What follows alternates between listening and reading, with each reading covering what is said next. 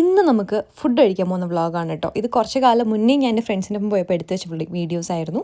And ഞാൻ വിചാരിച്ചു ഇപ്പോൾ പോസ്റ്റ് ചെയ്യാമെന്ന്. അപ്പോൾ ഞാൻ എത്തിയപ്പോഴത്തേക്ക് എൻ്റെ ഫ്രണ്ട്സിനെ വെയിറ്റ് ചെയ്യുന്നുണ്ടായിരുന്നു കാറിൽ. അങ്ങനെ ഞങ്ങൾ അവരെ കൂടെ പുറത്തൊക്കെ പോയി. നമ്മളിന്ന് എവിടേക്കാണ് പോകുന്നതെന്ന് വെച്ച് കഴിഞ്ഞാൽ ഹവായി ഫുഡ് കിട്ടുന്ന റെസ്റ്റോറൻറ്റിലേക്കാണ് പോകുന്നത്. അപ്പോൾ നമ്മളിവിടെ പോകുമ്പോഴത്തേക്കും നമ്മൾ വിളിച്ച് റിസർവ് ചെയ്തിട്ടുണ്ടായിരുന്നു ഞങ്ങൾ 4 പേര് വരുന്നുണ്ട് എന്നുള്ളത്.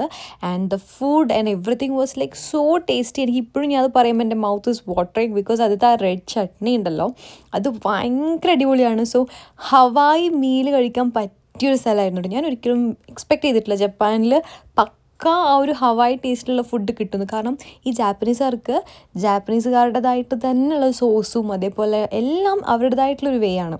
സോ നമുക്കത് എല്ലാവർക്കും കൊണ്ട് ഇഷ്ടപ്പെട്ടോണമെന്നില്ല. പക്ഷേ എനിക്കിത് ഭയങ്കരമായിട്ട് ഇഷ്ടപ്പെട്ടു. കാരണം ഈ ഒരു റെസ്റ്റോറൻറ്റിൽ ജാപ്പനീസ് ആൾക്കാർ തന്നെയാണ് നിൽക്കുന്നത്, പക്ഷേ they are serving as a food from Hawaii.